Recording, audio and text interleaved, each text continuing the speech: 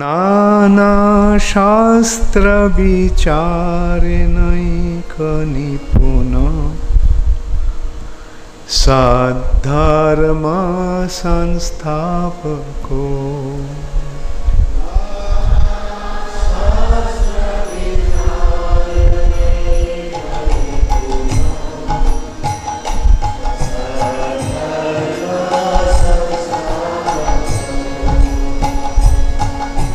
नाना शास्त्र विचारेणैक निपुण सद्धर्म संस्थापको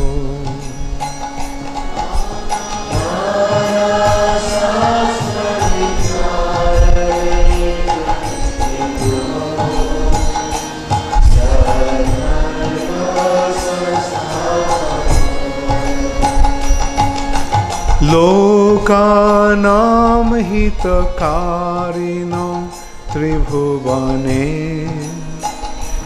मन्नौ शरणाकरो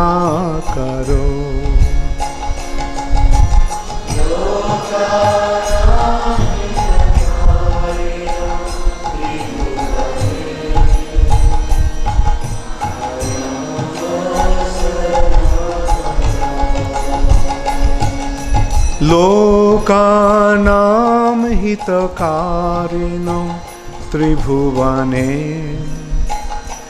मन्नौ शरणाकरो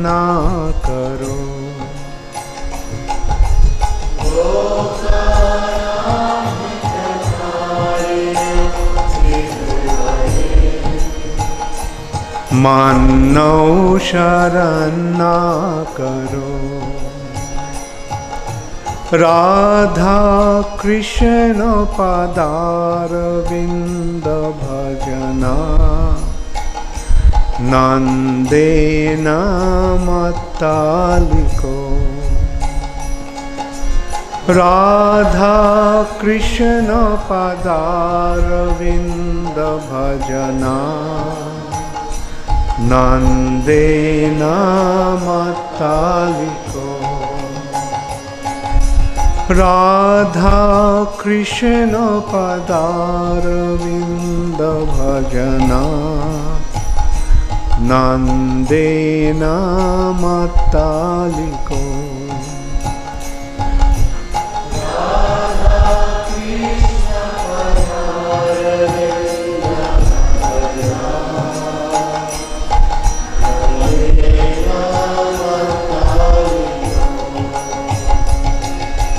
वंदे रूप सनातनो रघुजुगो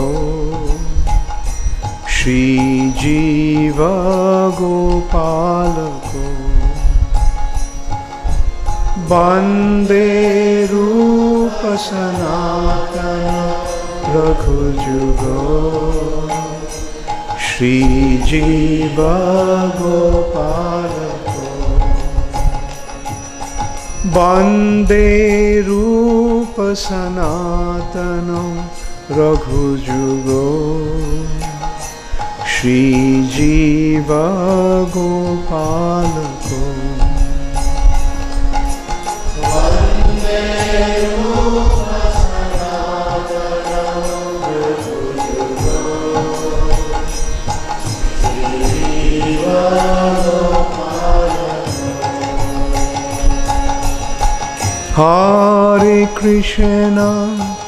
हरे Krishna Krishna Krishna Hare Hare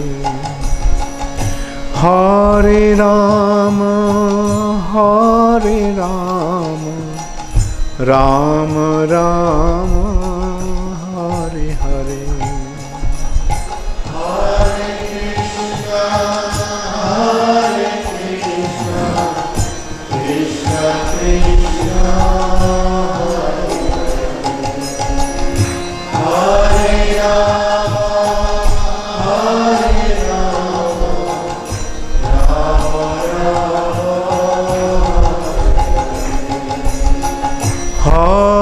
Krishna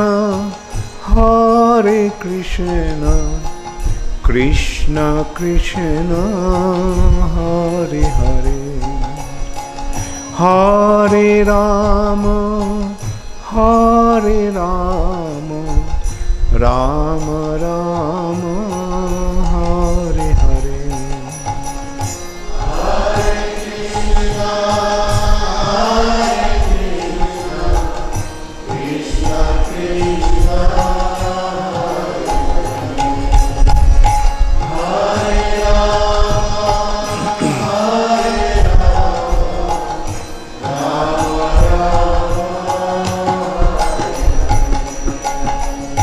Hare Krishna, Hare Krishna, Krishna Krishna, Hare Hare, Hare Rama, Hare Rama, Rama Rama, Hare Hare, Hare Krishna.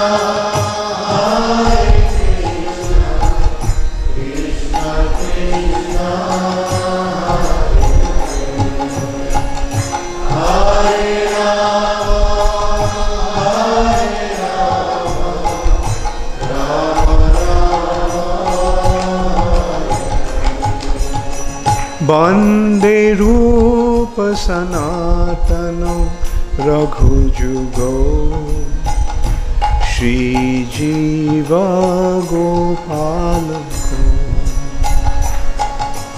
Bande Rupa Sanatano Raghujugo Shri Jiva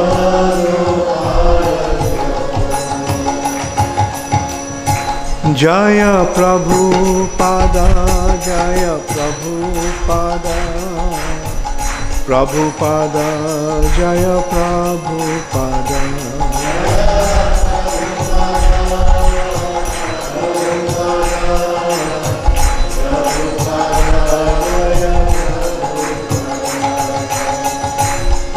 Namo Om Vishnupadaya Krishna Prishthaya Bhutale Srimate Bhaktivedanta Swami Niti Namine Namaste Saraswati Deve Gauravani Pracharine Nirvishesha Shunnavadi Paschata Deshotarine Srila Prabhupada Ki Jaya.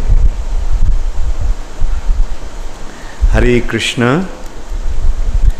So, going back to Brihad Bhagavatamritam again, the nectarian expansion of Srimad Bhagavatam, the great nectarian Srimad Bhagavatam. So Gokumar now is instructed to go back to Vrindavan. So when he came to Vrindavan, he started to wandering alone there, observing the earth, a splendor that he had never seen before. This earth planet appeared to be so wonderful. And taking up his residence in the forest, he started to live there. The earth planet is glorious because the Lord performs his pastimes here. And when he was in Mathura, Madhupuri, he heard some Brahmanas were discussing Srimad Bhagavatam. So he heard Srimad Bhagavatam in their assembly, in their association. Can somebody switch it off? Just switch it off.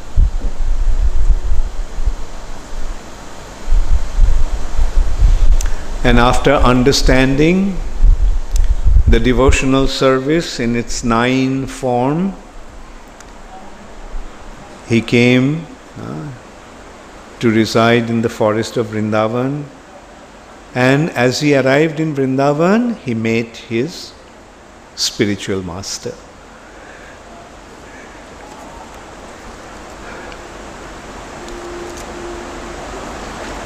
And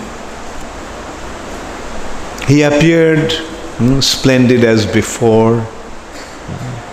And when he saw him lying in front of him, then he picked him up affectionately and embraced him and offered his blessings. And in this way, his spiritual master bestowed his mercy upon him.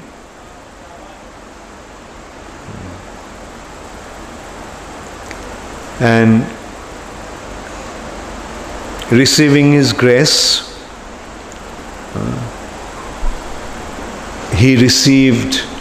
receiving his grace, all the confidential secrets of spiritual life was revealed to him in his heart.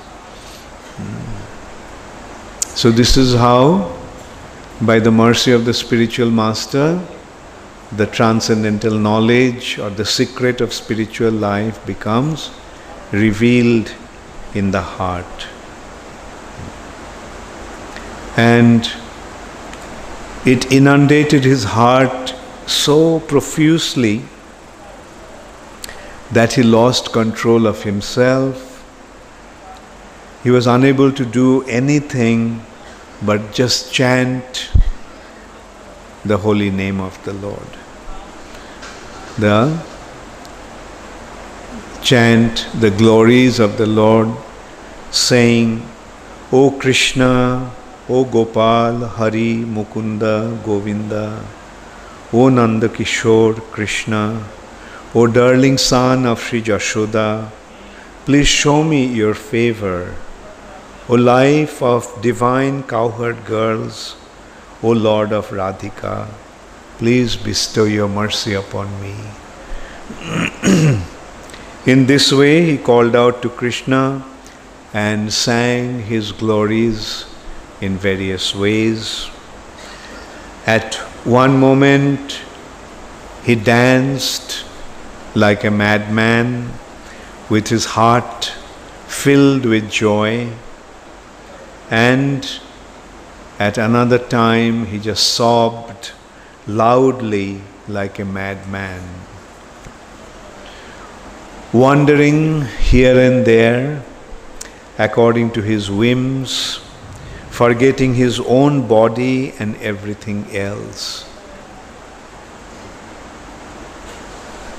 Once he thought that he saw the Lord of his life standing in front of him, and he ran to get hold of him, to catch him. Overwhelmed by love, he fainted and fell to the ground.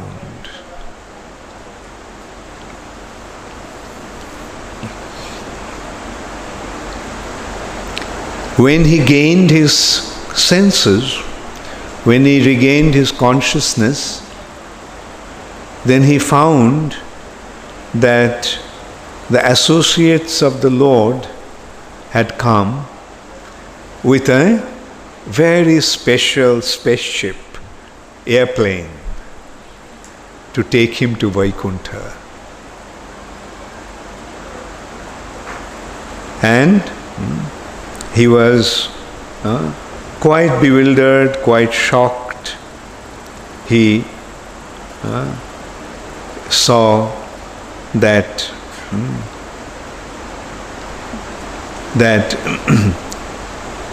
those personalities were taking him to the spiritual world.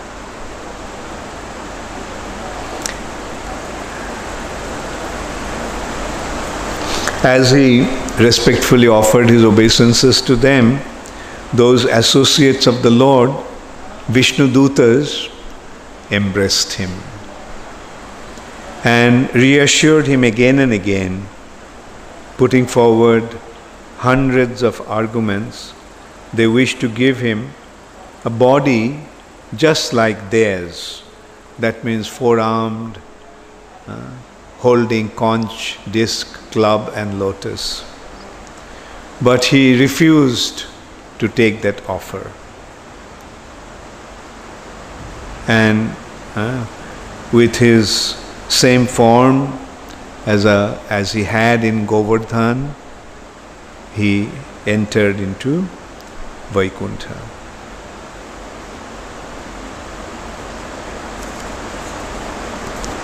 And on the way to Vaikuntha, he actually came across Lord Shiva. Remember how he met Lord Shiva and Parvati before, and they instructed him, and then the Vishnudutas came and they also instructed him and then asked him to go to Vrindavan. So on his way back, he met Lord Shiva again with great pleasure, and filled with love, he instructed and blessed him again. Then arriving in Vaikuntha, the associates of the Lord told him, just you wait here and we will take you. And when he was waiting outside of the gate of Vaikuntha, then different personalities came, like he saw the personality came down from a spaceship, and he thought that that was the Lord.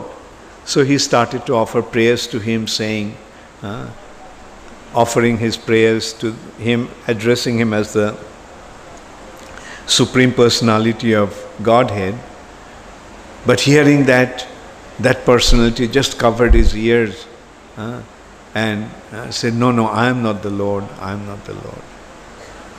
Then another personality came, so he thought he was the Supreme Personality of Godhead. So he again offered him prayers, and that person affectionately smiled at him and said, look, I am not the Lord, and went in. So in this way, he met various residents of Vaikuntha who appeared to be the Supreme Personality of Godhead, but who in return, when he offered his obeisances to them, they just responded by saying, I am the servant, I am the servant, I am the servant of the servants.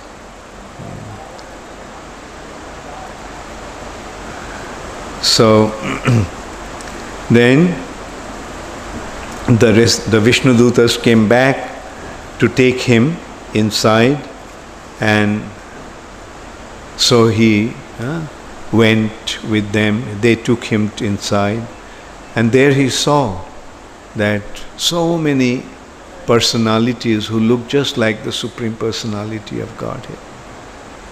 And he was passing through one gate after another in Vaikuntha. Those gates were guarded by the celestial, the Vishnudutas like Jais and Vijayas. And they glorified him as they arrived there, and they reported to their next head saying that this personality has arrived. So gate after gate he went like that, and when he came upon these personalities, like who were these gatekeepers were addressing as the Lord or Master, so he thought that they were the Supreme Personality of Godhead. So anyway, initially he was quite confused arriving in Vaikuntha, seeing all those spiritual personalities having the same form. And he also saw other personalities. Some appeared like human beings, some as monkeys, demigods, demons, or sages, and some even bore the signs of varnashram. In varnashram system, different people dress themselves also differently. Like Brahmanas dress in a certain way, Kshatriyas dress in a certain way, Vaishyas dress in a certain way. So, different people. He saw as if these people were following varnashram. And some look like Indra, some look like Chandra, or other demigods. Some had 3 eyes, or 4 hands, or 4 arms, or 8, or 1,000 faces. So this is how he entered into Vaikuntha, seeing the wonderful characteristic of that place. Though there seem to be different personalities and different hierarchies in Vaikuntha, but he could also recognize that all the residents, they are all considered to be equal among themselves.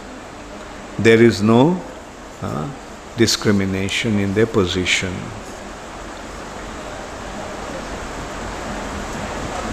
And he could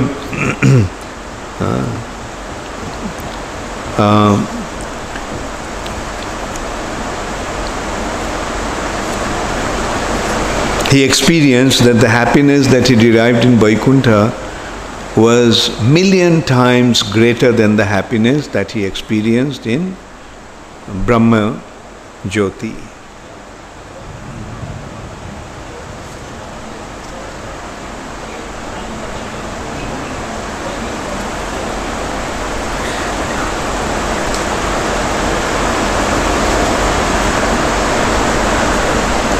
So then finally he was taken to the Supreme Personality of Godhead in a palace which was beyond anybody's imagination. Actually, Vaikuntha itself was gorgeous and exquisitely opulent, but that palace was indescribably opulent. And within the palace, he saw before him at a distance the personality of Godhead. The Lord of Vaikuntha was sitting on a royal throne.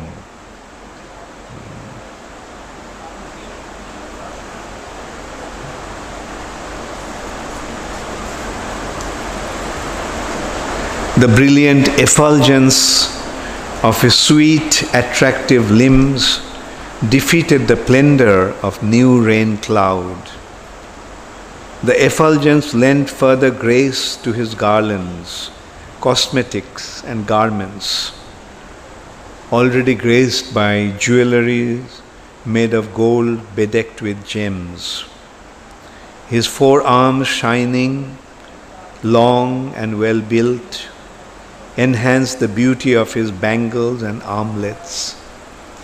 2 yellow silk garments dressed his body, and charming earrings set off his rounded cheeks.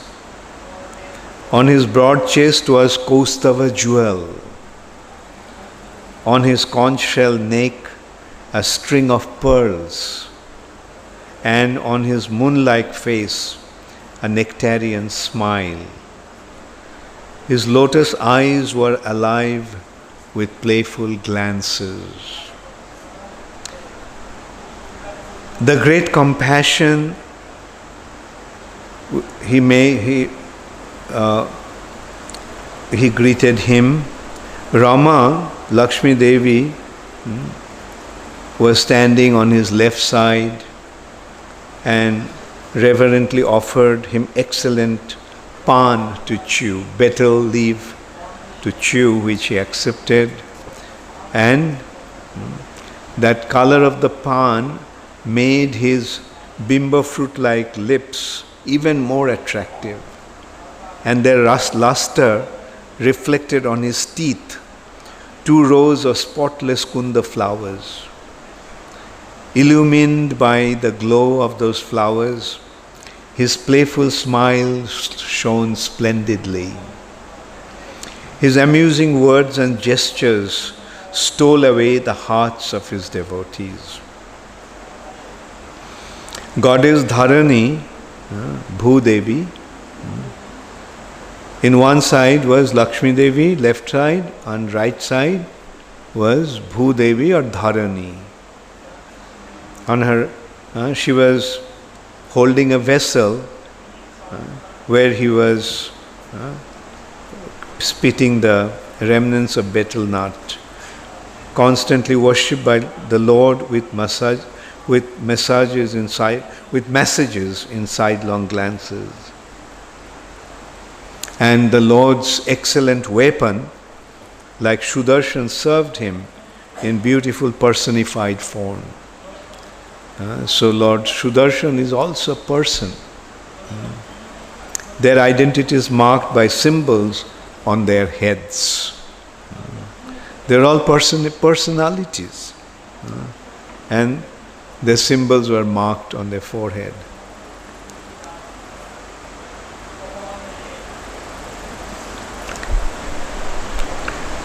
Their servants like Shesha, Garuda, Vishakshena, and other leaders of his many groups of attendants bowed down before him with devotion, stood before him with palms joined above their heads, and praised him in wonderful poetic language. Narad Muni was dancing, and his expert singing and veena playing created such clever entertainment that the Lord and his two consorts, Rama and Dharani, sometimes laughed out loudly.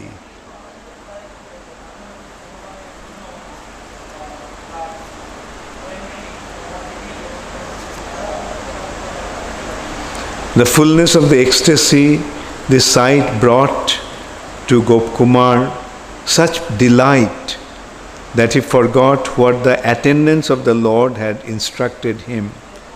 The attendants of the Lord, and the Vishnu Dutas actually told him that, look, when you go in front of the Lord, you should be very careful, very reverential, and so forth. But he completely forgot that in ecstasy. And he called out to him, "Oh Gopal, my life and soul." And he ran forward to embrace him. Some attendants who were standing by the Lord's side, they stopped him, and he became very heartbroken, not being able to. And then later on we'll see the other residents afterwards they told him, "You should not behave like that in front of the Lord. He is the Supreme Personality of Godhead, like worshipable Lord. He should be worshipped with great awe and reverence. Shouldn't be treated like the way you did. Trying to embrace him, what do you think who you are?" So this is how they actually warned him.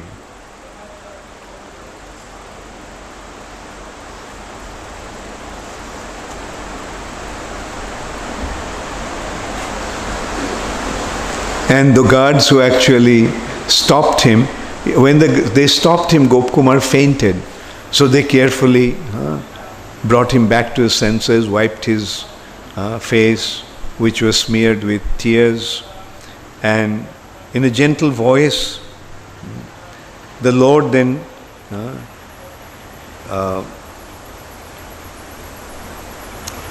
told him in a gentle voice, "Please come back to your senses, my boy. Come here quickly." And then he felt the highest limit of joy. He danced all around as if seized by madness and stumbled about. But with great endeavor, the Lord's servants calmed him down, and at last he awakened from the trance. And when he came back to his sense from the trance, he heard the Lord telling him, Narayan was telling him, "Welcome, welcome, my dear boy. I am fortunate, most fortunate to meet you here. For so long I have been eager to see you. My dear friend, you have passed many lifetimes without paying any attention to me at all. For so long hope had me dancing like a fool, thinking, perhaps in this lifetime, or this, or this, or this, he will finally turn his face towards me. So that shows how the Lord is actually waiting for us to go back to him. The Lord is telling Gop Kumar that I had been waiting for you for so long. And each time you took the birth, I thought that in this lifetime you'll come back to me. In this lifetime you'll turn your attention towards me. And in this way, one after another lifetime went by, and I was waiting, even dancing, hoping that you will be coming back to me.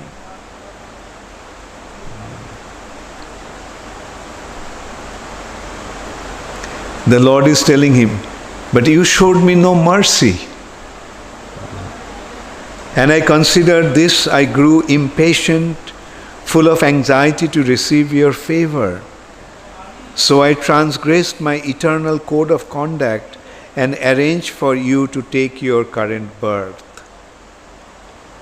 Dear boy, in that divine district of Govardhan, in my most beloved abode, I myself became your guru, known by the name Jayanta. So the Lord himself became his guru.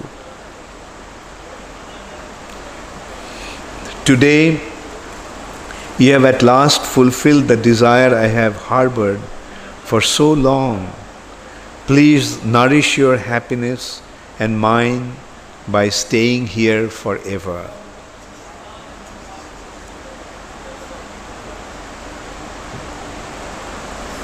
So, hearing these words of the Lord, Gop Kumar felt as if he has become intoxicated by drinking the beverage of the Supreme Lord's words.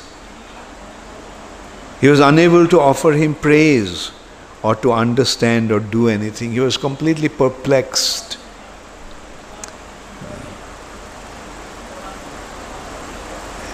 Then just in front of him appeared a number of flute players dressed as cowherd like him. They were affectionately encouraged him to come, and they pulled him in their midst and urged him to play his flute. And Gop Kumar, in various style, in various tune, in various ragas, he played his flute, born on Govardhan hill. And in this way, he satisfied the ocean of all skillful. He satisfied the ocean of all skillful arts, the reservoir of all mercy, Sri Madhav, along with his associates. When the time came to stop, everyone on the request of Lakshmi Devi started to leave. But he didn't want to go. The devotees had to persuade him to let them escort him outside.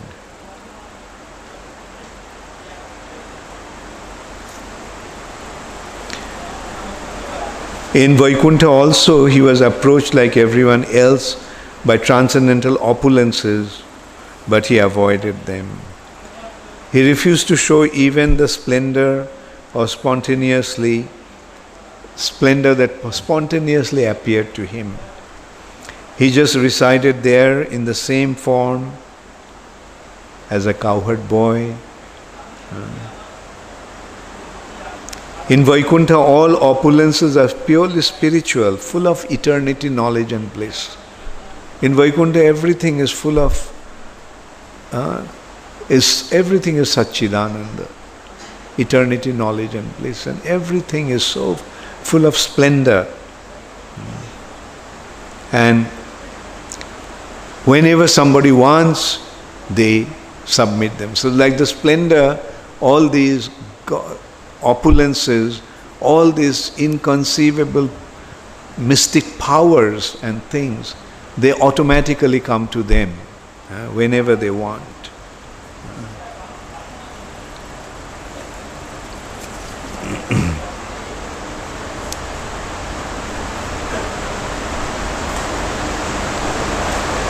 But Gopkumar remained unaffected by that, and he just maintained his simple demeanor as a cowherd boy, and he continued to pay serious attention to his worship of the Supreme Lord, and always happily behave like an insignificant person.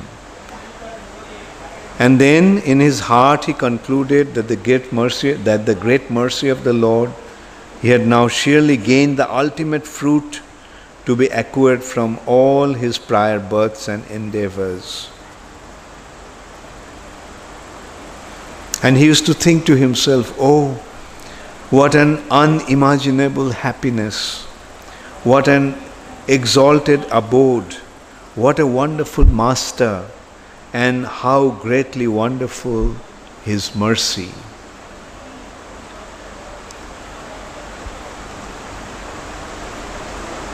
And then after some time, by the Lord's mercy, he obtained the intimate personal service to the Lord of fanning him with a chamara.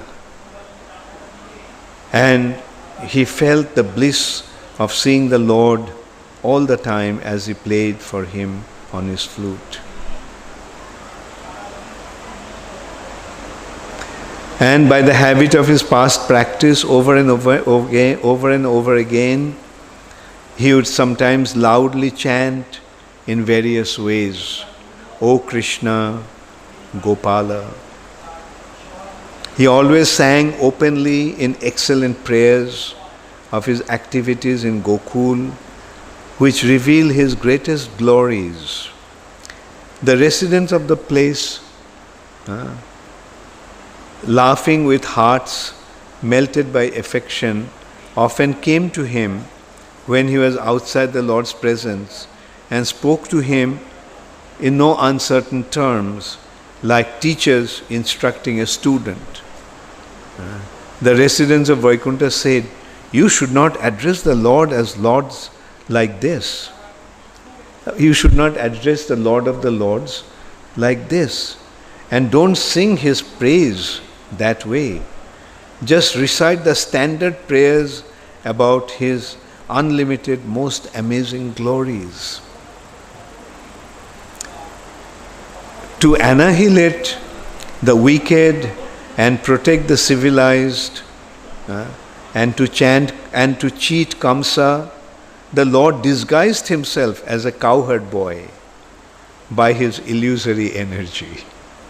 There they think that Krishna assumed that form in order to protect the devotees and annihilate the demons and cheat Kamsa, so that Kamsa could not recognize him as the Supreme Personality of Godhead. So he was disguising himself as a cowherd boy. Devotees of the Lord have little regard for tales of his illusory affairs. Such narrations may be suitable in the beginning of devotional practice, but they do not factually glorify the Lord. So, we can see that the residents of Vaikuntha do not recognize Krishna's actual position. They think that Krishna is one of the incarnations of the Lord, that he came to the earth planet to kill Kamsa and other demons and protect the devotees. However, some of the Vaikuntha residents also told, among the Lord's inconceivable activities, those playful pastimes are also his pastimes, so there is no fault in chanting about them. The others, Vaikuntha verses told that you shouldn't do that, you shouldn't chant those names or treat him like that as a cowherd boy. That was just one pastime of the Lord. But some others said, well, after all, they're pastimes of the Lord, so there is no harm in chanting those or speaking about those pastimes. Then a few extremely exalted devotees stopped all the others angrily, said, really? Why are you talking like this? As if you had no intelligence. Krishna is so kind to his devotees that Sankirtan of any of his activities is glorious and beneficial and satisfying to our Divine Master. So in this way you can see in Vaikuntha also different residents of Vaikuntha, different associates of the Lord have different understanding and attitude.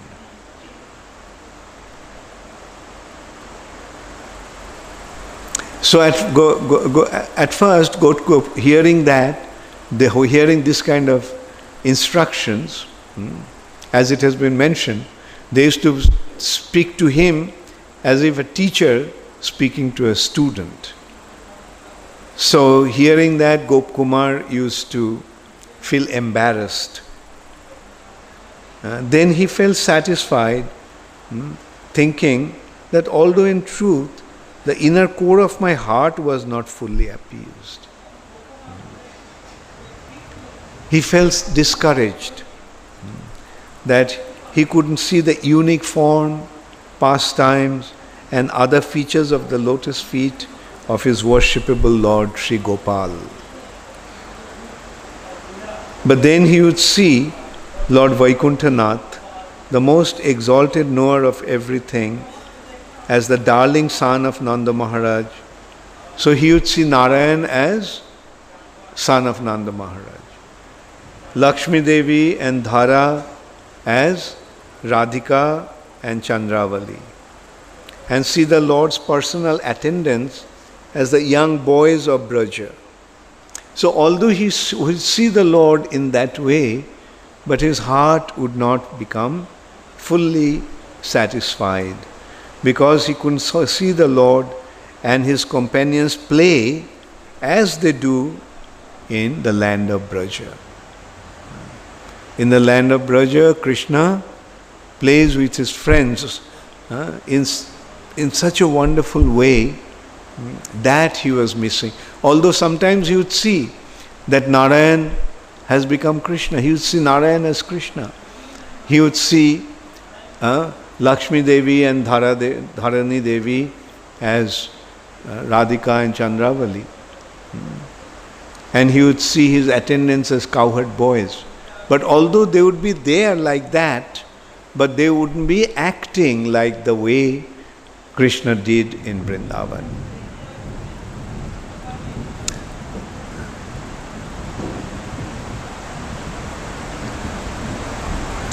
Occasionally, in the gardens of Vaikuntha, he would see his Lord appear as in Braja, performing his pastimes. And he would see that the gardens were filled with herds of cows.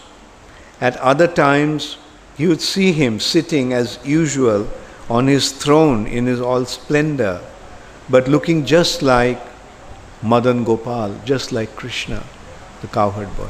You would see him sitting on the throne as a cowherd boy of Vrindavan. So in this way we can see that in Vaikuntha, since he wanted to see Krishna, that desire was fulfilled.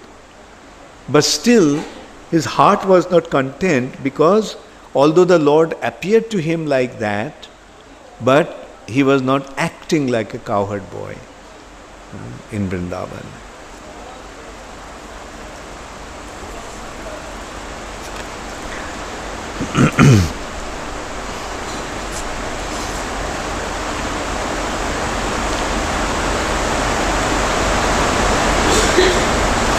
Sometimes the Lord would just go somewhere and no one would know where he went.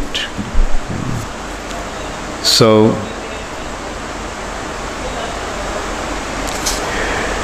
Gopkumar, although he felt that he achieved the ultimate goal of his desire, ultimate object of his desire, but still his heart was not content. His heart was feeling some sort of pain. And at that time, he would consider the root cause of his incompleteness, and that understanding itself would drive away the pain.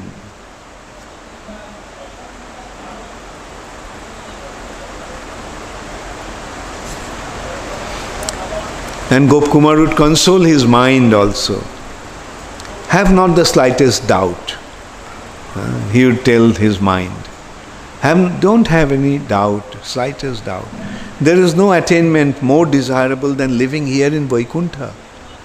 So why even raise the question? O fickle heart, now use your intelligence. Therefore, to cast this lower nature far away, it doesn't belong here. There is nothing greater than to reside in Vaikuntha, no greater goal.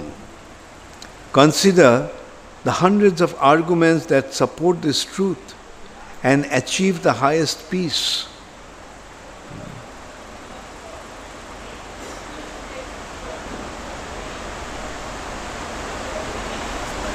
So, although he was in his Satchidananda form, but we are seeing the Gopkumar's heart was not content.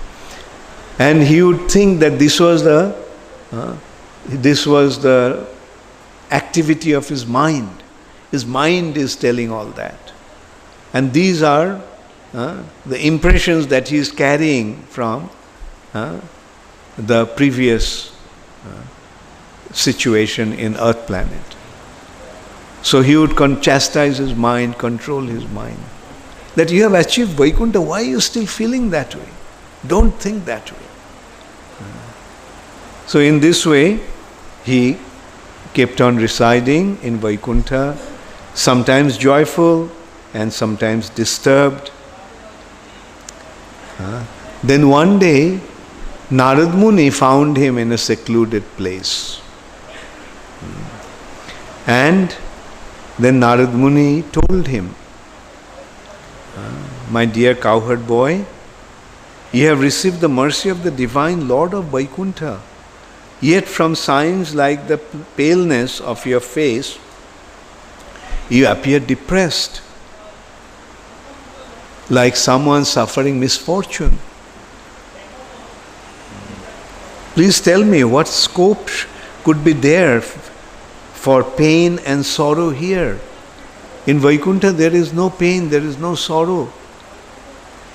They are not supposed to be, but why are you looking as if you are disturbed, as if you are discontent? So Narad Muni wanted to know, and then Gopkumar honestly admitted to him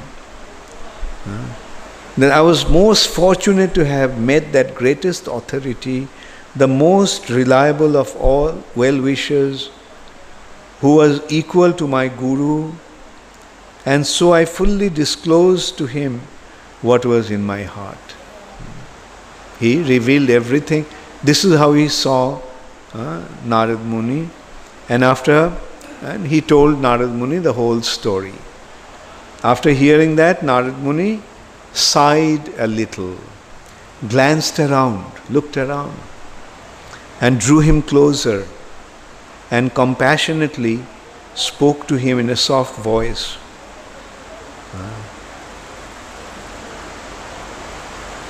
So Narad Muni told him that he have concluded that there is nothing higher to achieve than this abode. You are certainly correct. The truth cannot be other than this. But you desire to see with your own eyes the same pleasure pastimes of the Lord you worship that appear to you in meditation. You want to see those pastimes here in Vaikuntha and in full details.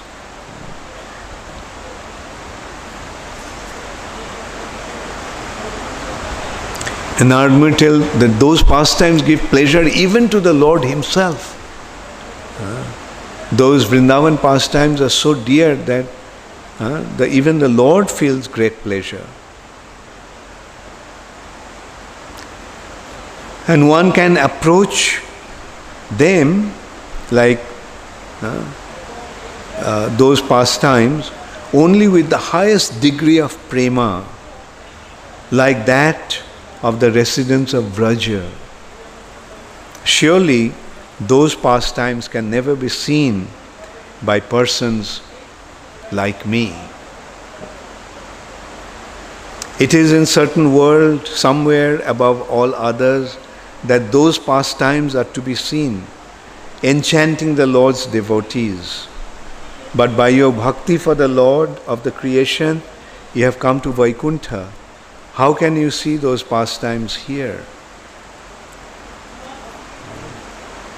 How can this greatest secret be revealed here in Vaikuntha, where the extreme limit of Lord's all-powerful opulence is displayed? So Narad Muni is talking about opulence as opposed to love. Vrindavan is the place of love, and this is the place of opulence.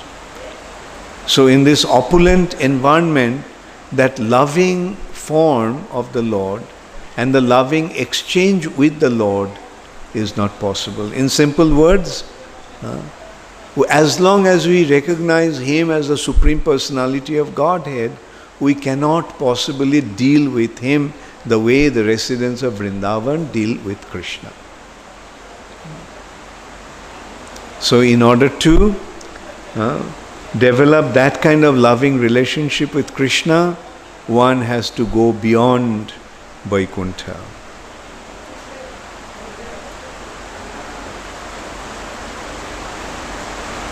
So then Gopkumar wanted to hear from Narad Muni. And he asked, and he didn't even ask, Narad Muni could understand what was in his heart. So that is also another thing about a self-realized soul. Like personalities like Narad Muni or pure devotees can understand what's going on, what is there in the heart of other people.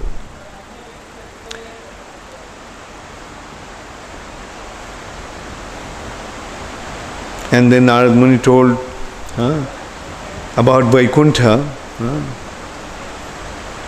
that don't think that the flocks of animals and birds of this place, or the trees, creepers, bushes, grass and other vegetation are made from earth like ordinary creatures in the mode of ignorance. In fact, these are all personal associates of Sri Krishna, all with spiritual Satchidananda bodies.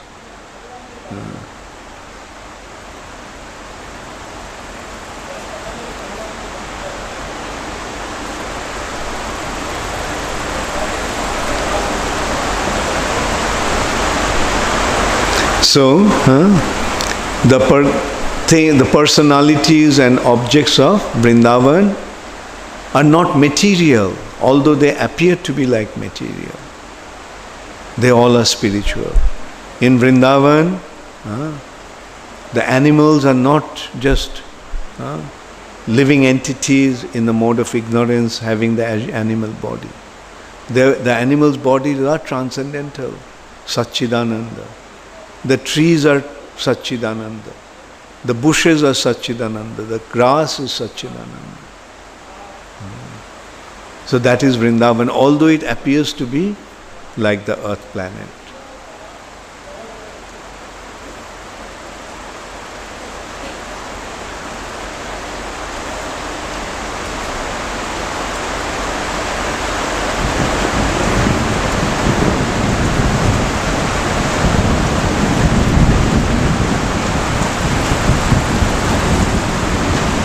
And then he explained, Narad Muni actually explained to him that in Vaikuntha, each devotee sees his Lord as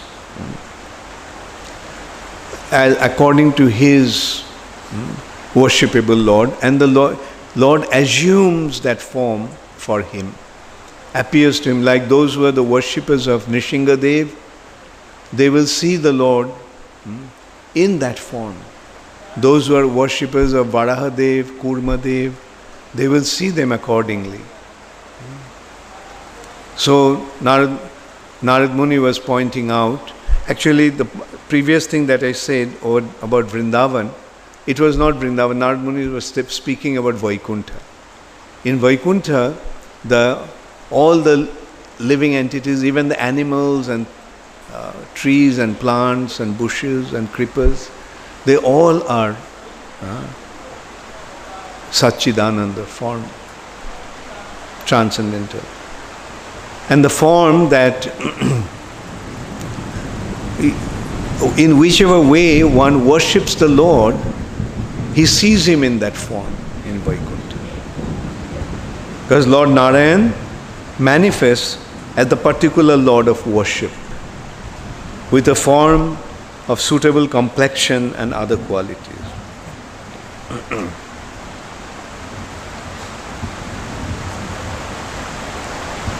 And in this way they worship their Lord in their favorite forms and in places where he resides, his opulent cities and other abodes, and expand the ocean of happiness.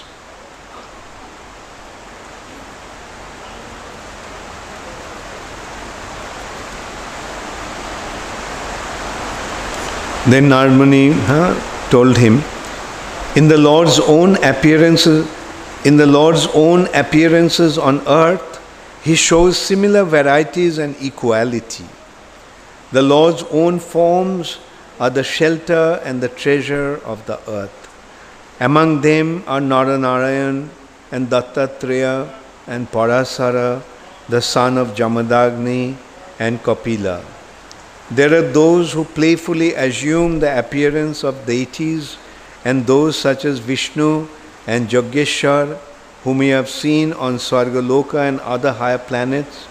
There are such various incarnations as Matsya, Kurma, Mahavaraha, Shriman Narasimha, and Vamana.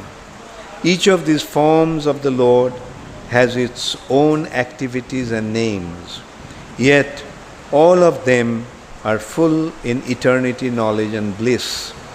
Though manifesting variety in substance, they are eternally one.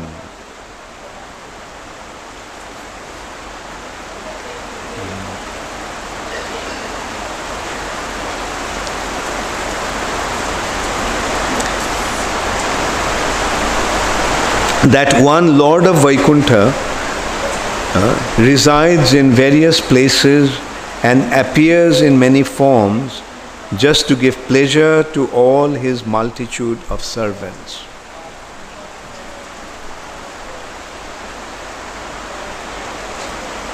Brahma perceived this truth when he stole Krishna's boys and calves in the forest of Vrindavan. And I realized it while wandering amongst his many palaces in the city of Dwarka. Lord Krishna alone is the bestower of the fruits of all auspicious works. His lotus feet are worshipped by the masters of yoga. Whatever his personal energy creates is eternal and real, beyond illusion, just as he is. The incarnations of Sri Krishna, the original personality of Godhead, are likewise not different from him. Their source, just as he is eternal and real, so are they. Krishna alone is the source of all incarnations of Godhead. By his infinitely various excellences, distinct from those of everyone else, he is always supreme. Those excellences are known by the term Bhaga. And Krishna is different from Narayan. For when Krishna appears in his descent in the material world, he fully manifests the many unique glories. This quality is created by a special potency of the Lord, a playful aspect of his pure spiritual self. As Krishna assumes various forms for his pastimes, she creates varieties of ecstasy in devotional service. Then Gopkumar asked Narad Muni, "My Lord, divine deity forms of Supreme Godhead, like Lord Purushottam, the master of Niladri, are present on earth, and you consider them embodiments of eternity, knowledge and bliss. The one personality of Godhead, whose body is always Satchidananda, mercifully enacts the pastimes of being present in various places, in various forms. But why, therefore, do we hear different opinions about this form from the Puranas? The Puranic statements coming as they do from the mouths of exalted souls cannot be less than authoritative. Narad Muni is the first spiritual master for the path of worshipping the deity of the Lord. Upon hearing this question, Narad Muni became very pleased. He stood up and he embraced him in extreme ecstasy and answered this way. So Narad Muni mentioned, the deity forms I have mentioned are all equal to the original personality of Godhead. So do you understand that? Are you with me? Like, what did Narad Muni say? All these forms of the Lord are equal. Which verse of Brahma Samhita mentions that, confirms that, this statement? Who knows? Just one hand went up, Maharaj's hand. Okay, let us hear Maharaj say that since his hand went up. Very good. Diparchireva hi dasantaram abhupetya. Just as one lamp lights many other lamps, but when they are lit, they all give out the same amount of light and heat. But the first lamp is the lamp that lit the other lamps. So similarly, Krishna is the original lamp, that Krishna is the original personality of Godhead from whom all the other incarnations came, but they all are equal.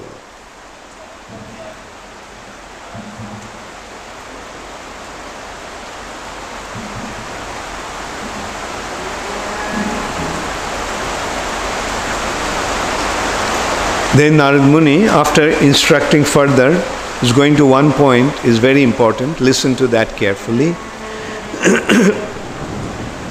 One can reach perfection by honoring even a blade of grass, provided one sees within it the presence of the Supreme Lord.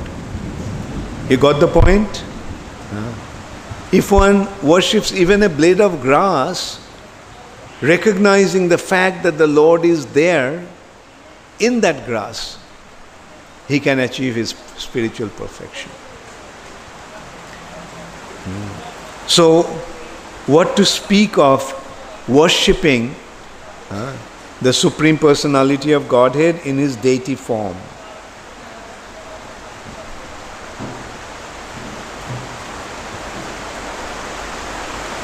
So this is a good point to defeat the Mayavadis, isn't it? Krishna is present everywhere. They say, why worship the deities? He is present everywhere. And our point is, if he is present everywhere, then why can't he be present in the deity?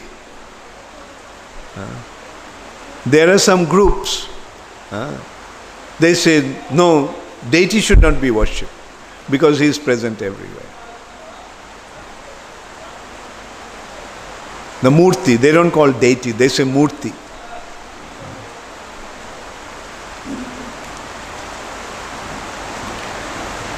So Narad Muni say, how then can one find fault in worshipping the deity in whom the Lord personally appears? The deity form is not just a statue, just a murti. The Lord personally appears in the deity form, who evokes remembrance of the Lord, who has been consecrated by mantras, and who is the receiver of all kinds of devotional service. The Lord manifests himself in the deity form to receive the worship of his devotees or to enable his devotees to render service unto him. That is why the Lord manifests himself in the deity form. Am I going too fast? In the sense, I am just giving the points, but not really explaining or elaborating. Are you, as I am reading, as I am speaking, do you all understand what is going on? Is that clear?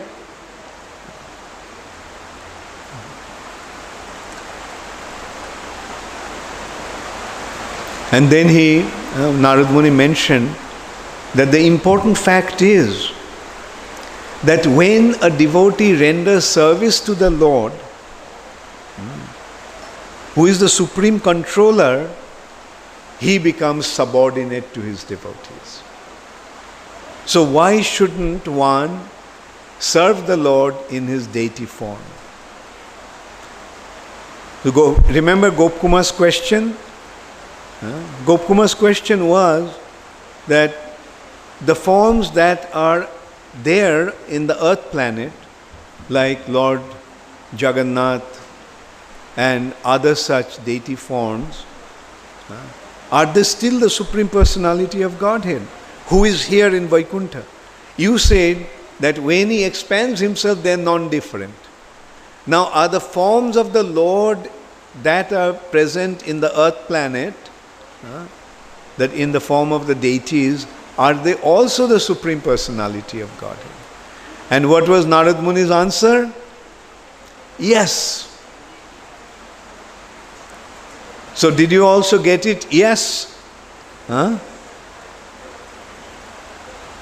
am seeing some are falling asleep. I saw some are falling asleep. So that's why I thought that I should wake you up.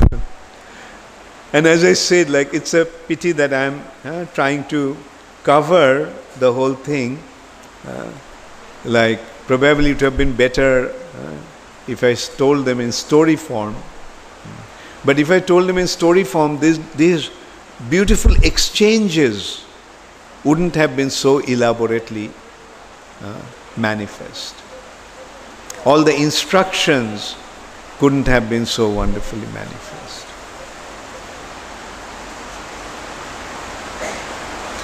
And because the Supreme Controller, the Supreme Personality of Godhead, becomes subordinate to his devotees, therefore the Lord does not give bhakti so easily. Therefore the Lord hesitates to give bhakti to somebody. Got the point? Because the Supreme Controller becomes subordinate to those who have bhakti. And he offers his only to rare persons who have developed this unique attitude towards the Supreme Personality of Godhead, unique love for the Supreme Personality of Godhead.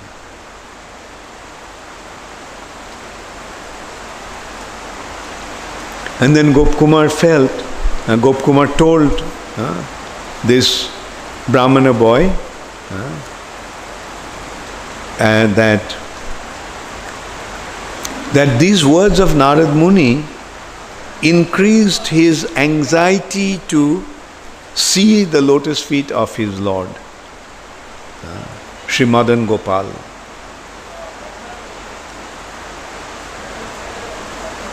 And his heart was filled with that intense desire, as if there was a storm of that desire to see the Lord.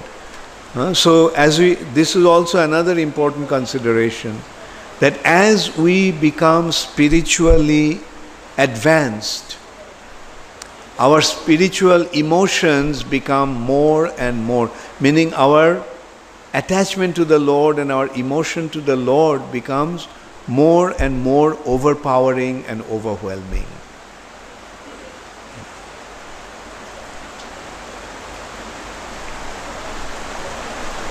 And this is understandable, like we see in the ordinary dealings. When a man falls in love with somebody, how does he behave? What actually happens to him when someone falls in love with somebody? So what to speak of when someone falls in love with the Supreme Personality of Godhead? Is that loving relationship real? Does that loving relationship happen? Yes, it happens. And we have to understand that relationship is millions of times more intense than any loving relationship we can think of or experience in the material world. Even in falling, there is an expression, madly fell in love with somebody. Madly, meaning somebody became mad in love with somebody. By falling in love with somebody, he became like a madman. So what to speak of when somebody falls in love with the Supreme Personality of Godhead? So that is the main point that time and time again is coming up here. The Lord is providing us with this opportunity. We saw how the Lord feels about us. In Vaikuntha, when Gopkumar met Narayan, what did he tell him? I'm so happy that you came. I feel as if you have bestowed your mercy upon me. The Lord even said that you have been so merciful to me that you have come back. And he said, each life, when you got one life, I hoped that you would become a devotee of mine. You will turn your face towards me. You did not. I was hoping, but I got disappointed. Then you took another birth. I thought in this life maybe he will do that. Even then you didn't do that. I thought in the next life, when you took birth, again I thought that in this life he will. And then he said that finally I went out of my way to bring you back. I appeared there as your spiritual master, Jayanta. I appeared there as your spiritual master and guided you. And thank you very much that you took the instructions of your spiritual master so sincerely. So many people take initiation, but then what? But here we are seeing what Gopkumar did. The instructions of his spiritual master became his life and soul. So when you come to this platform of devotional service, take full advantage of it, recognizing that this is the ultimate perfection. This is the ultimate goal of life. Supreme Personality of Godhead is waiting for you is wait, just turn your face towards him. He's sitting in your heart, waiting when he will come back to me, when he will turn his face towards me. So become serious about your spiritual life.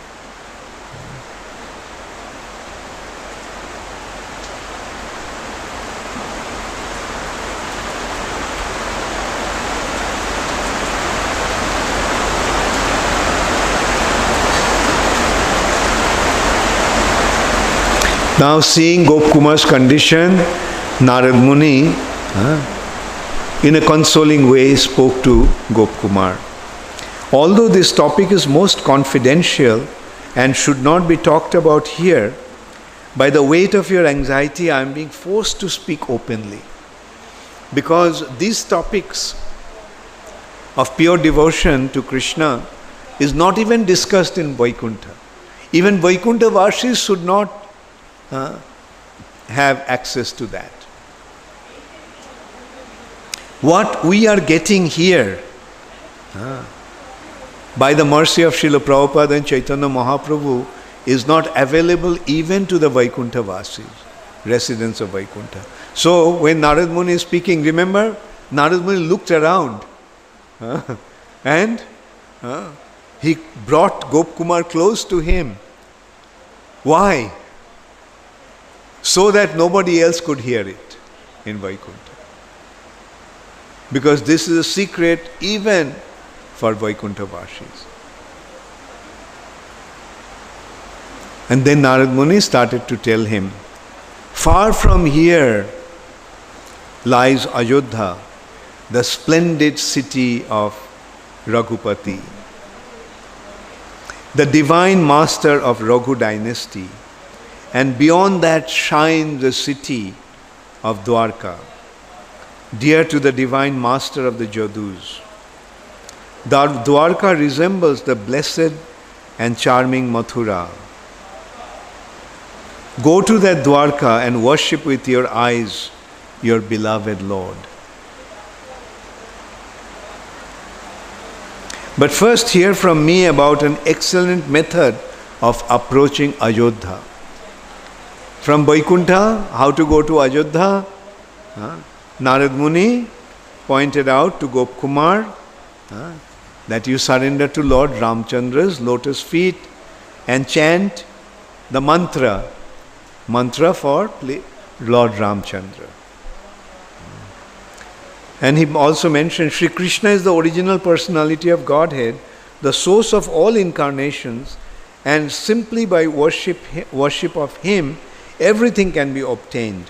Yet I shall give you teachings to help you achieve a special taste for the divine lotus feet of Lord Ramchandra. By chanting Krishna mantra, you can achieve everything. But still to achieve some special relationship to Lord Ramchandra, I will give you one mantra. And that mantra is, O husband of Sita, Raghunath, elder brother of Lakshman, O Lord, dear master of Sri Hanuman, chant this mantra. And remember the quality, beauty and power of Lord Ramchandra as revealed in the Vedas and other scriptures. So,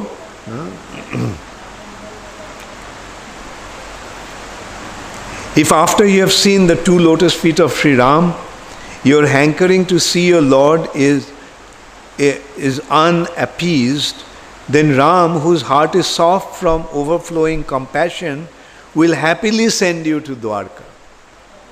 You go to Lord Ramchandra, but when Lord Ramchandra will see that your heart is still not content, then he will lead you, he will send you to Dwarka.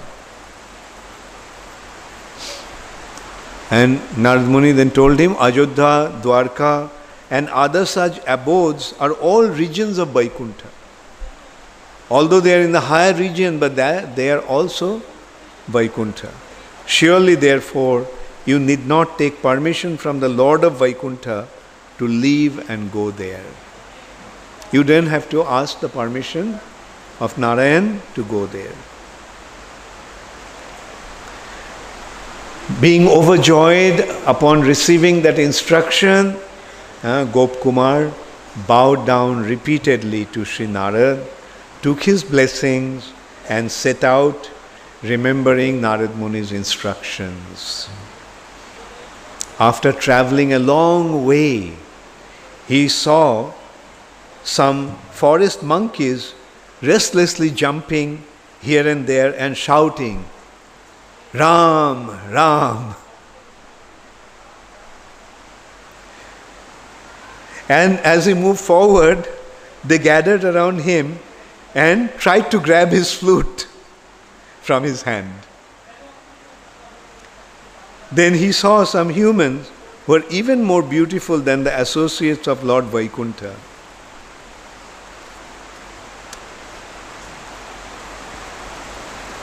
Those, they look like, their behavior was like the most civilized persons. And when he bowed down in front of them, they couldn't tolerate his bowing down. And showing the sign, they brought him to the outer boundary of the city and through an entrance gate. There, before him, Gop Kumar saw Bharat with Shatrughna, seated comfortably with monkeys like Sugriv, Angad and Jambavan, surrounded by many handsome men. Thinking Bharat to be Ramchandra, Lord of the Raghus, thinking Bharat to be Lord Ramchandra, Gop Kumar offered him obeisances and prayers. But Bharat covered his ears and repeatedly forbade him, saying, "I am only a servant, I am only a servant." Then Gop Kumar, afraid, Gop Kumar stood motionless in front of Bharat with joined palms. Hanuman then quickly made him leave the place and enter the inner precincts of the city, where he saw the most amazing sight, the Supreme Lord in his form as the best of human beings, Narottama, sat comfortably on a royal throne in the best of the palaces, a palace full in all charming attractions, happy and marked with all the signs of a great personage. He seemed somewhat like Lord Narayan, but certain specially attractive features distinguished him from that Lord. His hand was adorned with a bow. His glances were delightfully modest and humble. That's the difference of Ramchandra and Narayan. Lord Ramchandra's glances were very humble, displaying his inner mood. Playing the role of a perfect king, he followed all the prescribed rules of religious behavior. Seeing Lord Ramchandra, Gop Kumar became overwhelmed with ecstasy and fell down before him as if offering prostrate obeisances. My confusion then robbed him of supreme benefit of seeing him. But then by his mercy, he was able to stand up again. By the mercy of Lord Ramchandra, he was able to stand up again and see him clearly.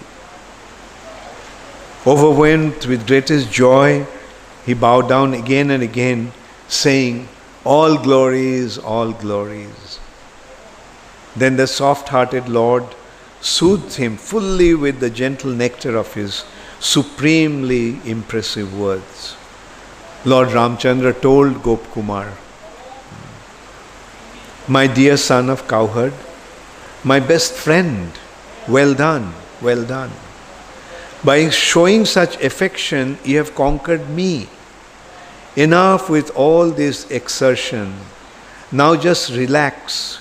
You have made me, your dear friend, unhappy for long enough. Please get up, get up. All good fortune to you. Give up this formal respect, dear friend. I am always controlled by such pure love as yours. Then on the Lord's order, Hanuman then raised Gopkumar from the ground and forcefully brought him to the lotus feet of Lord Ramchandra.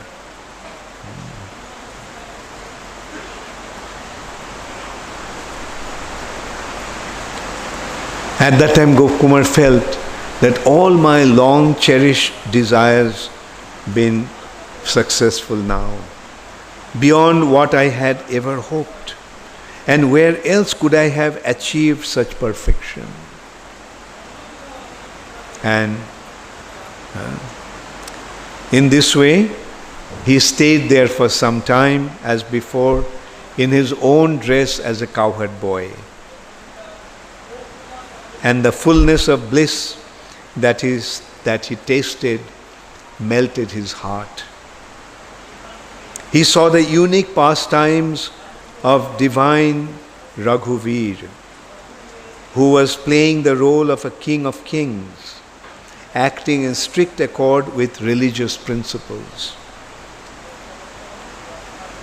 But still, there also he could not see the unique sweetness that he found within the varied playful pastimes of his worshipable deity's lotus feet.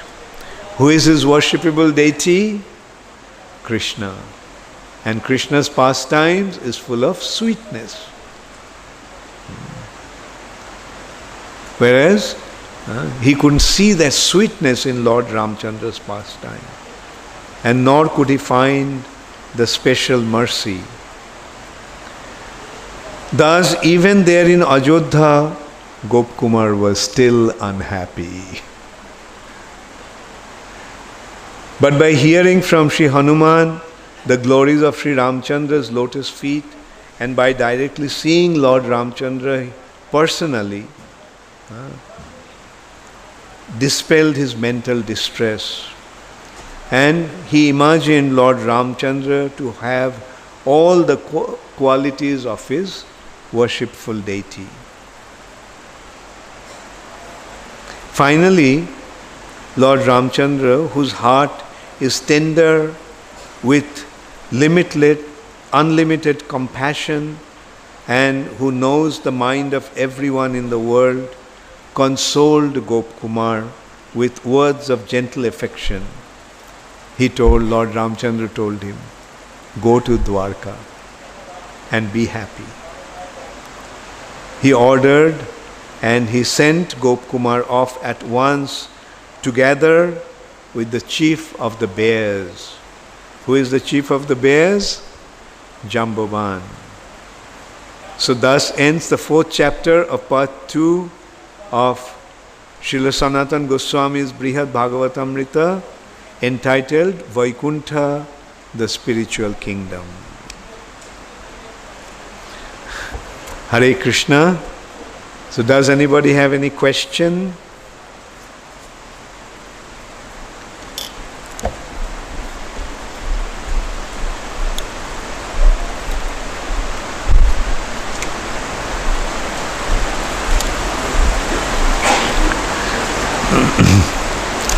So, question from Parameshwari Radhika Devidasi from Gurgaon.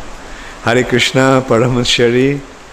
Gurudev, I can't understand why Gopkumar was sent to Vrindavan after he reached several destinations. Please explain. Yes, the answer is, he was sent to Vrindavan time and time again to develop the qualification to go beyond, go further. And there he met his guru, who actually guided him again and again. He went back to Vrindavan from this, we have to understand, earthly Vrindavan, Bhoma Vrindavan. So, there in Bhoma Vrindavan, He came from the abode of Lord Brahma, which is the highest place in this universe. But coming to Vrindavan, he actually became qualified to go beyond this region, Satyaloka. Then in this way he went to the abode of Lord Shiva. From there he came back being instructed by Mahakaleshwar, in order to become qualified to go even beyond to Vaikuntha. So now you understand how fortunate you are, Parameswari Devi, Radhika Devi Dasi. You are only about 150 kilometers from Vrindavan. So take full advantage of your good fortune.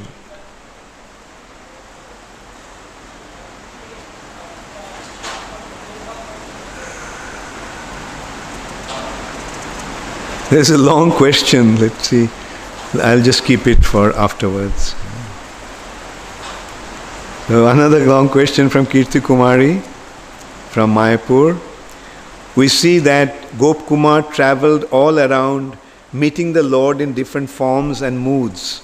Somehow Gop Kumar kept hankering for the Swayam Bhagavan Krishna even unknowingly. Does that mean that our attachment for a specific form or mood of worship of the Lord is inherent to the soul? Does this specific attachment come from the soul itself? Is it inspired or directed by Krishna, or is it something which it may be given through parampara? Is this relation or attachment to favorite form something which is eternal, or does it undergo changes? So, yes, it is actually the result of the mantra. The mantra that you get from your spiritual master, that mantra actually creates that attachment.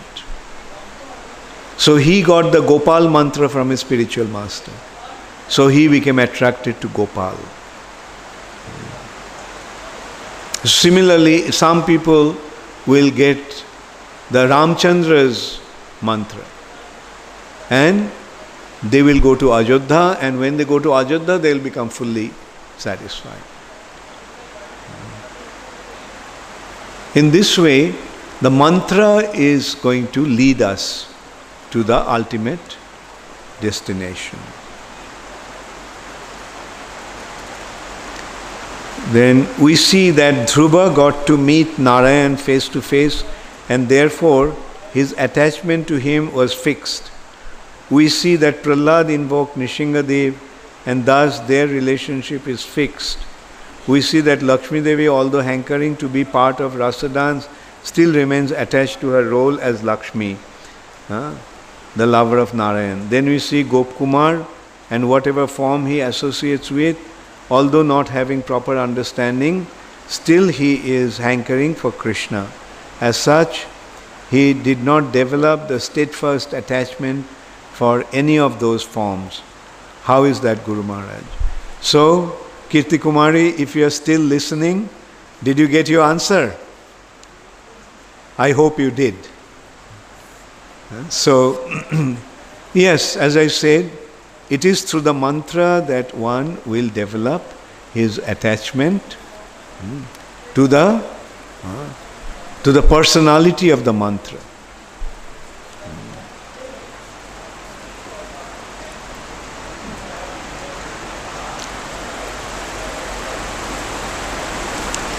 So this question is Ashutosh Das. Who is Ashutosh Das? Okay. If somebody worships even a blade of grass, considering Lord residing there, then he can achieve perfection. In that sense, Jatomat Tatopat is true, because they believe in deity and also other things depending on their affection, like Kali, etc. How can we understand that situation? Please, anyway, please explain or elaborate. Okay, did you understand the point that was made?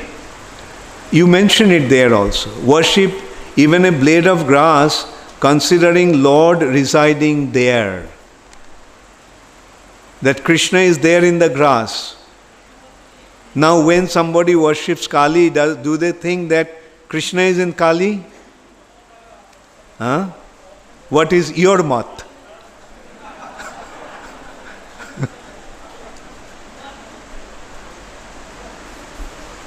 Or Daridra Narayan? Huh? Do they think Narayan is Daridra? Or recognize that Narayan is in that personality? Narayan is there in him. Is Narayan there in him? So the understanding is to worship Narayan. The understanding is not Jatamat Tatapat. Okay? You mentioned in Srimad Bhagavatam class that devotional service actually Shravanam Kirtanam, not devotional service, actually Shravanam Kirtanam is ninefold, but out of them the Shravanam Kirtan is most important.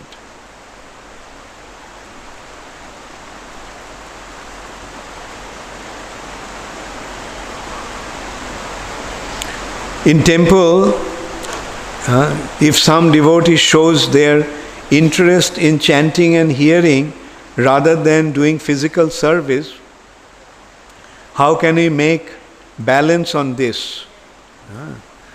Okay, if somebody wants to do the only Shravanam and Kirtanam, then they go to the forest. All right? But if they want to stay in the temple, then they have to render devotional service. Not only the Shravanam and Kirtanam. Yes, Shravanam Kirtanam can be done, that can become, but what do we find? Gop Kumar. Where was he doing Shravanam Kirtanam? In the temple or in Vrindavan? In the forest. So if somebody wants to do only Shravanam Kirtanam and no devotional service, then we can also say no prasadam.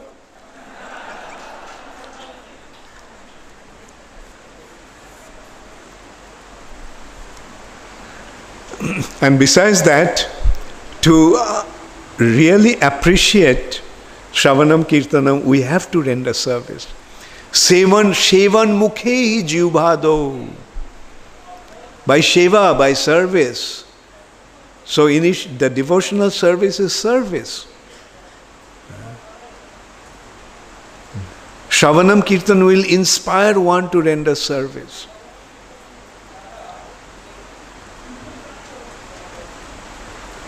Hitesh. Is there any difference in hearing Srila Prabhupada's lecture and reading transcripts of lectures? Please guide. Both are good. The consideration is where you can focus yourself the best. If by... and personally, I feel that reading, we can concentrate better. But sometimes hearing is also very effective. That's why we have the standard of hearing Chaitanya Charitamrita while taking prasad. While taking prasad, then hear. All right? Hearing... Because otherwise what will happen? While taking prasad, there will be prajalpa.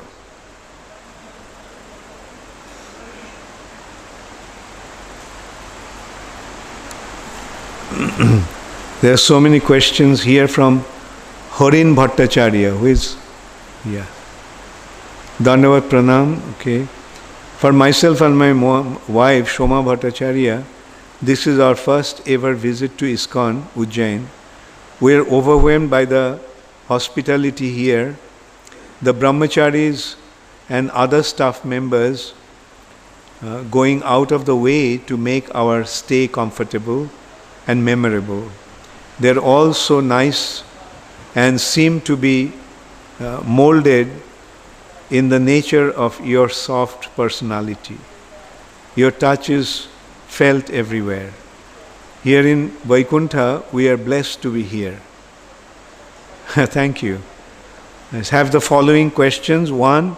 Sri Chaitanya Mahaprabhu appeared in Brahma Madhva Sampradaya. In that case, do the other 3 Vaishnava Sampradayas follow Mahaprabhu's teachings?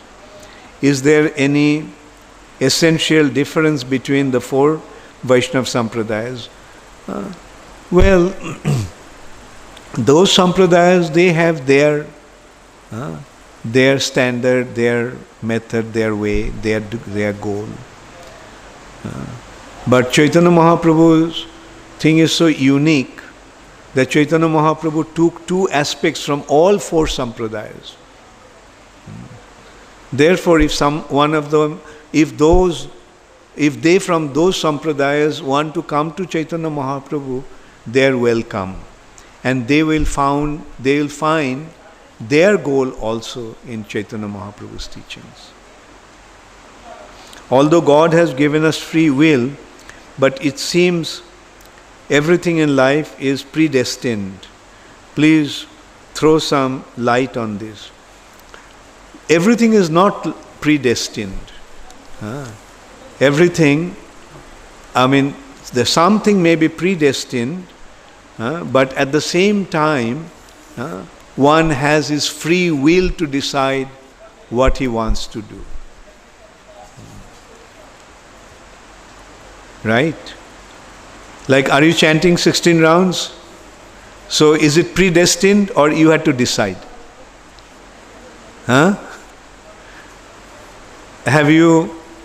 Are you following the 4 regulative principles? Was it predestined or you decided? So, everything is not predestined.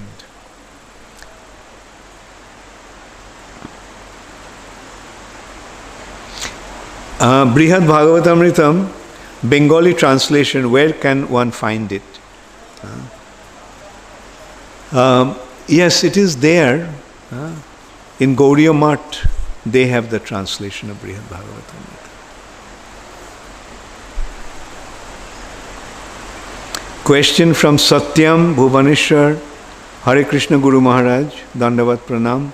My question is, if Krishna loves Vrindavan Vasi very much, then why Krishna did not go back to Vrindavan from Dwarka?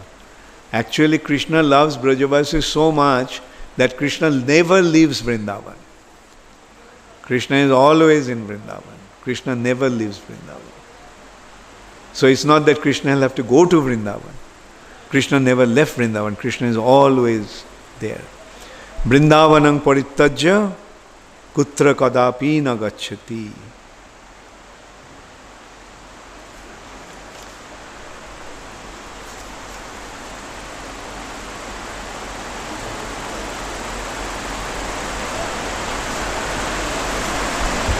So there is a question from Anandananda Das Tamluk. I pray your causeless mercy by getting your answer for the following questions. 1. Why there are 4 bona fide sampradaya, although God is one? God is one, but the teachers are different. That's why there are 4 different sampradayas. The teachings came from Brahma, Lord Shiva, Lakshmi Devi and 4 Kumaras. And accordingly, there are 4 sampradayas. And all the 4 sampradayas are indicating the Supreme Personality of Godhead. The bona fide sampradaya could be one as sources of all things is one. Branches may be there, but is any significant reason is there behind 4 bona fide sampradayas? I mentioned the 4 sampradayas are coming from 4 different gurus, 4 different sampradaya acharya. And that is the difference.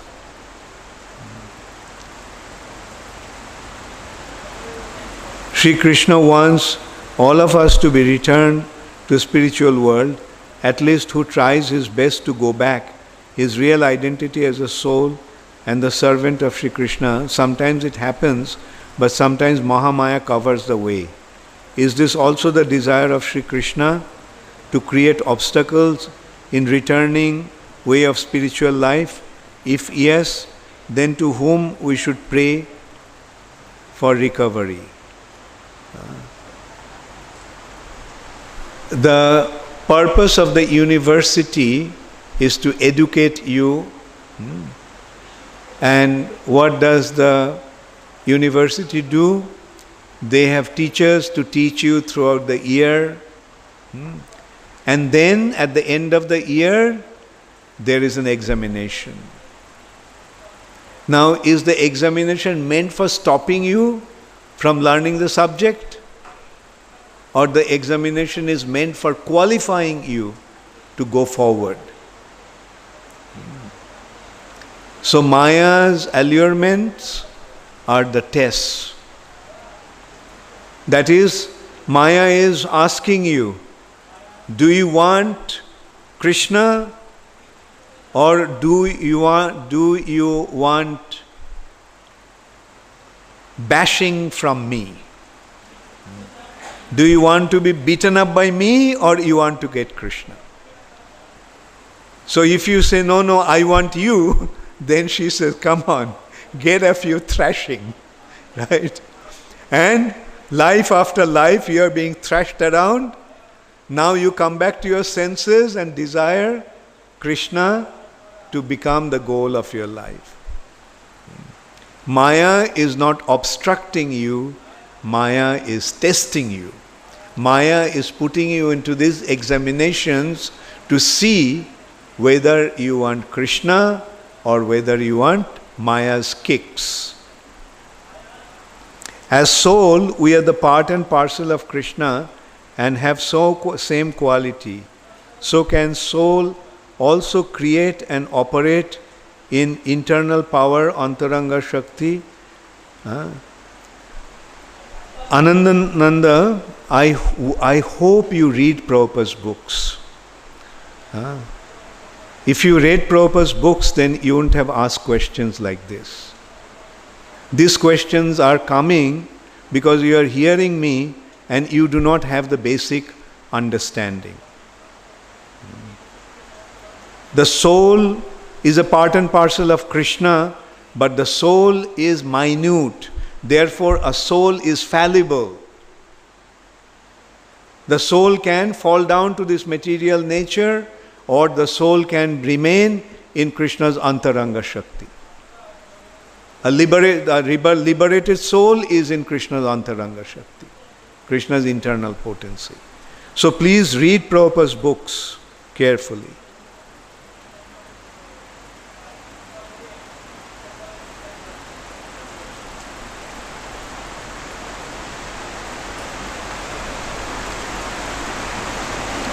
Okay, Hare Krishna.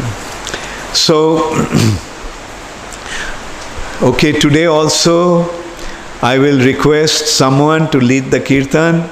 Today I will request Bhakti Prem Maharaj to lead the kirtan. Because after this class, I am feeling quite exhausted, and I have some meetings also at 7 o'clock, at 7:30 actually. So, and actually it was a mistake to have the kirtan after the class, because after 2 hours class I feel quite exhausted, and especially I was not feeling very well. Actually, when I came back to Ujjain, when I came back to India, actually before coming back I was already quite not very well, nothing serious, but very exhausted. And probably you can see that my voice is not very strong. I have to really exert myself to speak. And it's causing also some effort and exertion.